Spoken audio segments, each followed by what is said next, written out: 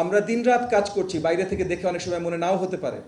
আমি দেখেছি পার্লামেন্টের কিছু ছবি টবি বা ভিডিও টিডিও, কেউ ফোন দেখছে, কেউ খাতা বইয়ের দিকে দেখছে, বাট আসলে খাতা বইয়ের দিকেই পড়াশোনা। আর আজকাল আমরা অনেক কিছু ফোনেই দেখি, অনেক নোটস বা অনেক আপনার পিডিএফ ফাইলস আমরা ফোনেই দেখি। সো পার্লামেন্টে বসেও কিন্তু কেউ আসলে রেস্ট নিচ্ছে না। আমরা সারাক্ষণ কাজ করছি, ঈদের মন্ত্রণালয় বা পার্লামেন্টে বা নিজ নিজ এলাকায় সবাই ওই দায়িত্বগুলো পালন করছি, যেই দায়িত্বগুলো প্রথমে জনগণ এবং তারপর মাননীয় প্রধানমন্ত্রী জনাব তারেক রহমান আমাদেরকে অর্পণ করেছেন।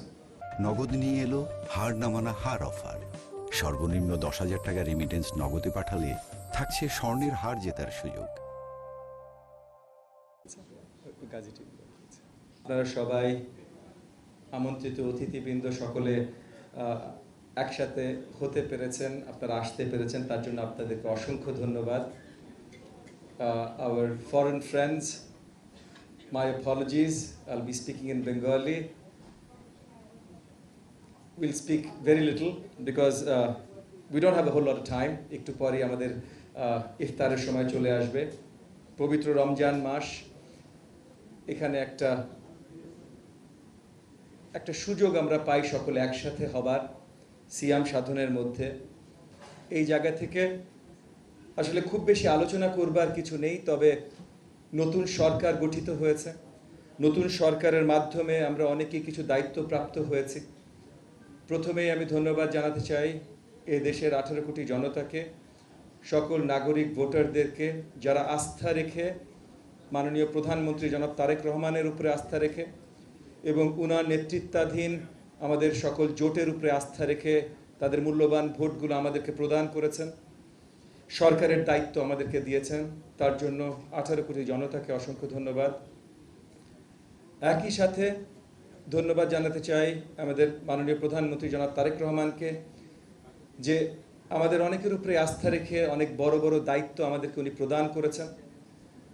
উনি দেশবাসীকে যে স্বপ্ন দেখিয়েছেন, যে আকাঙ্ক্ষা দিয়েছেন, আমাদের সকলের ঘাড়ে এখন সে গুরু দায়িত্ব সেই স্বপ্নগুলো বাস্তবায়ন করবার।